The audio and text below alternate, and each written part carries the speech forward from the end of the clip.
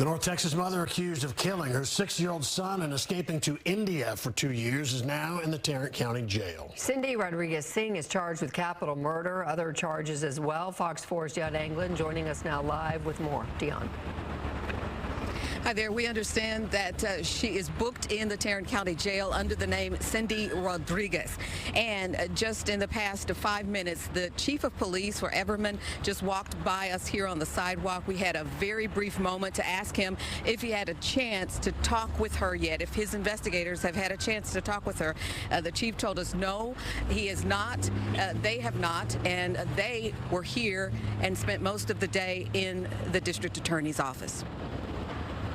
Captured capital murder suspect Cindy Rodriguez-Singh, now back in Tarrant County. Priority 2 is make a determination of whether or not you can figure out where the child's body is at. Attorney Russell Wilson is not involved in the case.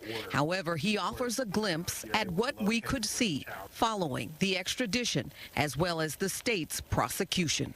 The 40-year-old Everman mother is accused of killing her 6-year-old son, Noel Rodriguez-Alvarez, whose body has never been found. The federal charge? In 2023, Rodriguez-Singh fled the country with her husband and 6 other children. Unlawful flight to avoid prosecution. But that charge now will most definitely take a back seat. The most serious charge would be the state capital murder case. On Wednesday, the FBI announced their top 10 fugitive was in custody at an undisclosed location in the U.S. after being captured in India. Prosecutors may be evaluating the case, since it is a capital murder, to determine whether or not they would want to seek the death penalty.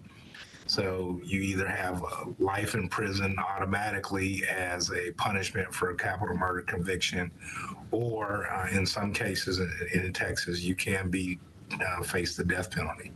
So I think those analysis will all be running kind of at the same time. Wilson says it's possible Rodriguez-Singh has already been appointed an attorney, and the process of getting her back to Tarrant County was swift. I think initially there's going to be a much closer evaluation of the facts and circumstances surrounding the child's death.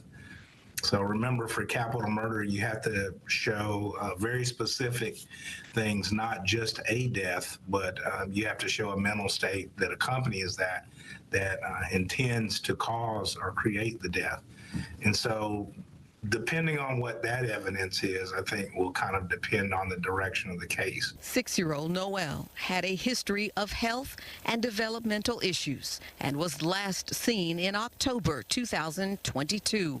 The whereabouts of Rodriguez-Singh's husband are unclear, as are questions about whether he too will face charges.